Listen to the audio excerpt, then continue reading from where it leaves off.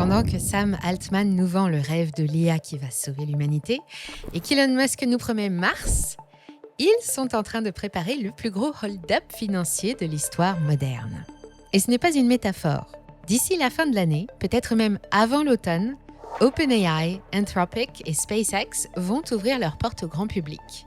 Mais pas pour vous offrir leur technologie, pour vendre des morceaux de leurs empires à prix d'or. On parle de 1000 milliards de dollars pour SpaceX, plus que le PIB de la plupart des pays européens. Et pour OpenAI, entre 500 et 1000 milliards, alors que la boîte perd 13 milliards par an. Alors je me suis posé la question, pourquoi maintenant ? Pourquoi ce timing parfait, presque coordonné ? Qu'est-ce qu'ils savent que nous, on ne sait pas encore ? Dans cette vidéo, on va décortiquer ce qui se cache vraiment derrière ces introductions en bourse historiques. Je vais vous expliquer pourquoi Sam Altman et Elon Musk ont choisi ce moment précis pour ouvrir leurs entreprises au public, ce que ça révèle sur l'état réel de leurs finances et surtout, qui va vraiment gagner dans cette histoire. Parce que, spoiler alert, ce ne sera probablement pas vous. Mais avant de commencer, laissez-moi vous parler d'une des plus grosses acquisitions du moment. Grok, racheté par Nvidia pour la modique somme de 20 milliards d'euros, alors que la start-up n'était valorisée qu'à 4 milliards au printemps dernier. Une belle plus-value qui a fait le bonheur des investisseurs de la première heure. Seulement, voilà le problème, Grok n'est pas coté en bourse. Et pour le commun des mortels, il est impossible d'investir dans des sociétés non cotées dont le ticket d'entrée se chiffre à plusieurs millions d'euros. Et c'est là que notre partenaire Fundora entre en jeu. Fundora démocratise l'accès aux meilleurs fonds mondiaux de private equity et vous permet d'accéder à des fonds d'une grande qualité, hautement diversifiés, avec 15 à 20 entreprises par fonds. Découvrez par exemple la stratégie Soho Secondary, composée de la crème de la tech US, investie notamment dans Grok, et qui, grâce à l'acquisition par Nvidia, a permis aux utilisateurs de Fundora de réaliser un x5 sur cette ligne en seulement quelques mois. Ne laissez pas passer la prochaine opportunité d'investir dans les meilleurs fonds mondiaux de private equity. Le lien est en description.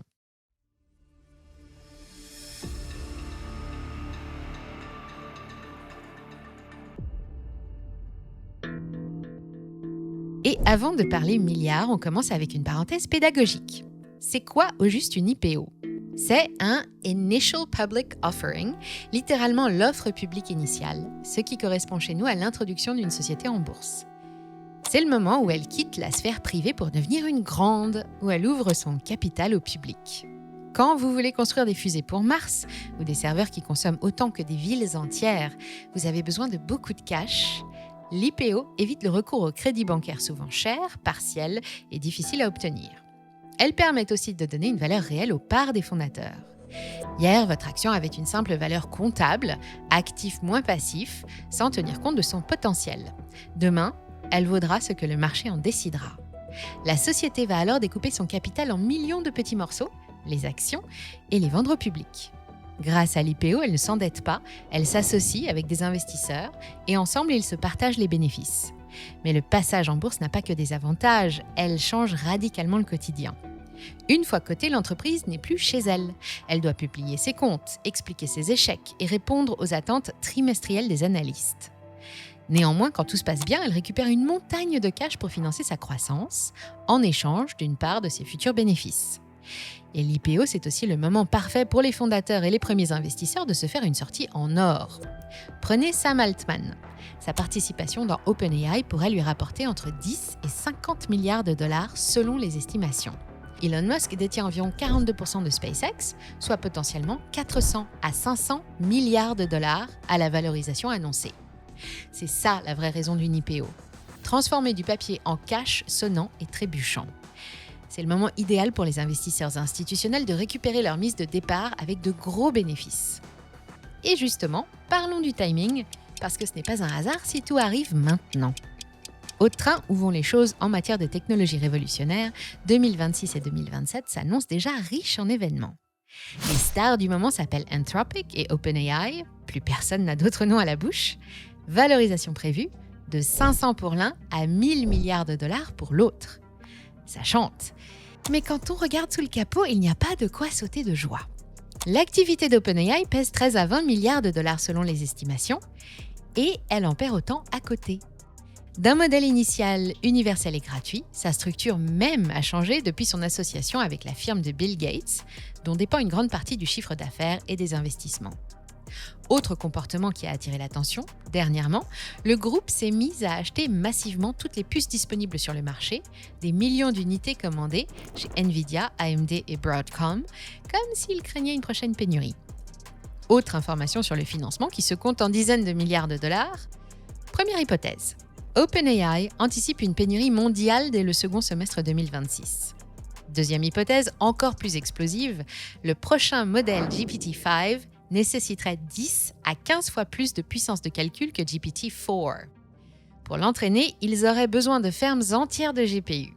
D'où l'urgence de sécuriser les stocks maintenant.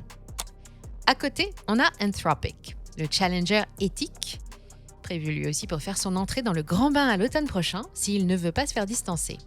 Un CA qui triple en un an pour atteindre 9 milliards en 2025, avec un cloud de plus en plus performant. Impressionnant, non ? Sauf qu'ici non plus, l'équilibre financier n'est pas attendu avant 2028. Pour investir dans ces deux IPO, il faut avoir le cœur solide et une foi inébranlable dans le fait que l'IA va finir par rapporter plus qu'elle ne coûte. La recherche, le développement, l'entraînement, les besoins d'infrastructure, le cloud, les matières premières et l'énergie. Voilà de quoi dépend l'avenir de l'IA. Ça fait beaucoup et les promesses tardent à se concrétiser. En ce moment, les marchés sont euphoriques sur l'IA, tout le monde veut sa part du gâteau. Mais cette euphorie pourrait s'éteindre en 2027 si les applications concrètes de l'IA ne rapportent pas ce qui a été promis. Sam Altman et les fondateurs d'Anthropic le savent. Ils ont 12 à 18 mois pour transformer leur potentiel en liquidité avant que les investisseurs ne se réveillent et se demandent « Attendez, mais ils perdent 13 milliards par an, ces gens-là ?» C'est exactement ce qui s'est passé avec la bulle Internet en 2000. Les boîtes qui ont fait leur IPO entre 1998 et 1999 ont survécu. Celles qui ont attendu 2001 se sont crashées. Ces deux IPO seront intéressantes à suivre en tant que spectateurs. Elles vont permettre de connaître les véritables sentiments des marchés à l'égard de l'intelligence artificielle. L'avantage, c'est qu'on n'aura pas longtemps à attendre pour le savoir. Vous me direz ce que vous en pensez dans les commentaires. Parmi les autres IPO les plus attendus de l'année, de la décennie et peut-être même du siècle, celle du rhinocéros gris de la bande, SpaceX. Et là, j'insiste pour que vous preniez bien la mesure de ce qui va se passer. Ce sera la plus grosse IPO de l'histoire, plus grosse que celle d'Aramco en 2019, déjà gigantesque, avec 29,9 milliards de dollars levés. SpaceX, c'est 82% des parts de marché de l'espace commercial. Ici, je ne parle pas de peut-être ou de bientôt. SpaceX, c'est déjà rentable. À bientôt 25 ans, c'est tout simplement le leader d'un marché qu'une fois encore Elon Musk a largement contribué à créer. Et c'est l'entreprise la plus prospère de l'humanité. Son chiffre d'affaires a été multiplié par 4 en 6 ans. De 6 milliards de dollars et 6 000 employés en 2019, elle va dépasser les 24 milliards cette année et elle fait vivre 13 à 15 000 personnes. Sa rentabilité se maintient au-delà de 34% en 2025, avec un objectif cette année de 60% de marge. À côté, Lockheed Martin, le géant historique de l'armement, 71 milliards de chiffre d'affaires, mais seulement 12% de marge, en baisse d'un quart depuis l'année dernière. SpaceX n'évolue pas sur le même marché.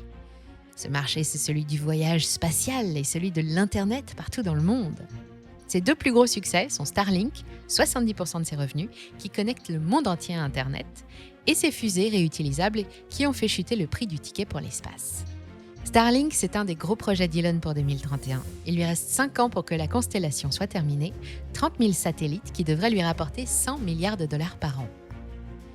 2031, ce sera aussi l'année des premiers voyages vers Mars, vers l'infini et au-delà. Elon l'a promis, il mourra là-bas. SpaceX a aussi fait gagner beaucoup d'argent à la conquête spatiale grâce au Falcon 9. Il ne faut plus débourser que 65 millions pour un lancement, contre 200 auparavant. L'avenir de l'entreprise dépend maintenant de sa capacité à financer les idées de son capitaine, très critiqué, mais qui poursuit ses projets transhumanistes envers et contre tout. SpaceX a besoin de cash. Starlink coûte 10 milliards de dollars par an à développer. Le programme Mars, on parle de 100 à 200 milliards sur la prochaine décennie. Et Starship, le vaisseau qui doit nous emmener sur Mars, a déjà englouti plus de 20 milliards en R&D. Même pour Elon Musk, c'est trop. Il lui faut l'argent des marchés. Avec une valorisation attendue à 1000 milliards de dollars, certains parlent même de 1500 milliards, vers la fin de l'année, c'est peut-être l'IPO la plus solide de l'histoire économique mondiale. Pour ceux qui ne croient pas en Elon Musk, d'autres IPO moins spectaculaires sont encore prévus, avec la banque en ligne Revolut ou Canva. ByteDance, la maison mère de TikTok, est valorisée à 300 milliards de dollars. Elle attend aussi son heure pour faire son entrée à Shanghai après l'été. Mais avec les tensions diplomatiques entre Washington et Pékin, c'est un terrain dangereux. Alors, que faire? Est-ce qu'il faut participer à toutes ces IPO? Lors d'une IPO, il y a 3 catégories d'investisseurs. Les insiders, fondateurs et employés, les institutionnels, les fonds d'investissement, les banques, et vous, le petit porteur. Les insiders ont acheté leurs actions à quelques centimes il y a 10 ans. À la valorisation d'entrée en bourse, ils ont fait un fois 1000, fois 5000, parfois fois 10 000. Sam Altman avec ses 10 milliards, Elon Musk avec ses 400 milliards, les premiers employés de SpaceX qui deviennent millionnaires du jour au lendemain. Les institutionnels, eux, ont eu accès à des tours de financement privés, à des valorisations déjà élevées, mais inférieures à celles de l'IPO. Ils font x2, x3, parfois x5. Et vous arrivez au prix fort, au prix du marché, au prix que tout le monde a déjà jugé correct. Alors avant de vous lancer, il faut comprendre les fausses idées reçues. L'idée fausse numéro 1, c'est que toutes les IPO explosent à la hausse. Beaucoup d'investisseurs croient qu'une IPO garantit une forte hausse immédiate du cours, comme dans les bulles technologiques des années 1990. En réalité, 56% des IPO aux États-Unis sous-performent le marché sur 5 ans et jusqu'à 79% sur Euronext. Des cas comme Deliveroo, moins 26% le premier jour, ou Robinhood montrent des chutes dès l'ouverture. Idée 2, l'IPO consacre une réussite durable. Ça aussi, c'est faux. L'introduction en bourse est vue comme un scénario de succès définitif pour l'entreprise, et pourtant ce n'est pas le cas. C'est juste un changement d'échelle. Elle s'expose au marché, aux attaques d'activistes ou aux ventes à découvert, avec des coûts réels de 15 à 20% du montant levé, et beaucoup de small caps perdent en liquidité après l'opération. On a aussi tendance à penser que le passage en bourse finit toujours bien pour les grosses sociétés, que c'est juste une question de taille. Mais allez dire ça aux actionnaires d'EDF, d'Enron ou de la Française des Jeux. Enfin, ce sont souvent des opérations restreintes qui profitent plus aux institutionnels qu'aux particuliers qui sont moins bien servis. Participer aux IPO sur l'IA, celle d'Anthropic ou de OpenAI, est un pari bien plus spéculatif que SpaceX, qui va vite rejoindre les Magnificent Seven, sans compter que la question de savoir si le secteur de l'IA fait l'objet d'une bulle n'est pas encore tranchée. Pour des institutions comme le FMI ou la BRI, tous les signes sont là, mais rien n'indique que cette bulle va éclater. Beaucoup d'indices prouvent aussi qu'il s'agit plutôt d'un cycle industriel nouveau qui se met en place, qui réclame des milliards de dollars de capitaux, mais personne ne sait vraiment encore combien ça va rapporter, et les infos mettent du temps à venir. Ainsi, les géants de la smart money mondiale encouragent les investisseurs à acheter des valeurs IA, mais conseillent de privilégier les titres déjà rentables comme Alphabet ou Nvidia. N'oubliez pas le conseil de Maître Warren. N'investissez jamais dans un business que vous ne comprenez pas. Si vous ne comprenez pas qu'en Chine, toute entreprise qui rencontre le succès attire l'attention du gouvernement et que ça peut peser sur ses performances, restez en Occident. Si vous ne comprenez pas comment OpenAI peut perdre plus de 13 milliards de dollars sans s'inquiéter, ni comment elle va les récupérer, alors abstenez-vous. En revanche, si vous voulez tout comprendre, inscrivez-vous à notre newsletter gratuite. Chaque mardi, pour le petit-déj, on vous prépare le récap des marchés, on analyse une action à potentiel et on décortique un thème qui va impacter la planète finance. Je vous mets le lien en description. Ces prochaines IPO ont toutes pour objectif de financer de titanesques projets de recherche et de développement, d'installation d'infrastructures et de production d'énergie. On parle de milliers de milliards de dollars. Elles vont servir à rester dans la course face à des géants comme Google ou Apple qui avancent vite et qui s'appuient sur de gros moyens, mais qui sont eux aussi déjà rentables. Il faut des matières premières et de l'argent. Aux États-Unis, le développement de l'IA coûte 3 fois plus cher qu'en Chine. On parle déjà d'un gold rush pour les minéraux critiques. Le Groenland, avec ses réserves de gallium clés pour les puces, et le Venezuela, avec son pétrole, deviennent des enjeux stratégiques majeurs pour que l'Amérique garde le leadership face à la Chine. En temps normal, une IPO, c'est déjà un événement, ça se prépare à l'avance. C'est une procédure complexe qui mobilise des bataillons de conseillers et d'avocats, et ça se suit à chaque étape. Mais ce qui nous attend en 2026, vous l'avez compris, c'est exceptionnel. Ça va mettre les marchés en transe. Vous verrez que ça se passe rarement comme prévu, mais que beaucoup de risques peuvent être écartés en étudiant chaque opération une par une et en suivant l'actualité qui pourrait venir modifier les plans. Abonnez-vous et rejoignez-nous sur votre réseau social préféré. On est là pour vous garder informés. C'est notre mission et c'est gratuit. Mais avant de partir, n'oubliez pas de vous inscrire sur Fundora pour investir dans les meilleurs fonds mondiaux de private equity. Cliquez sur le lien en description pour vous inscrire dès aujourd'hui.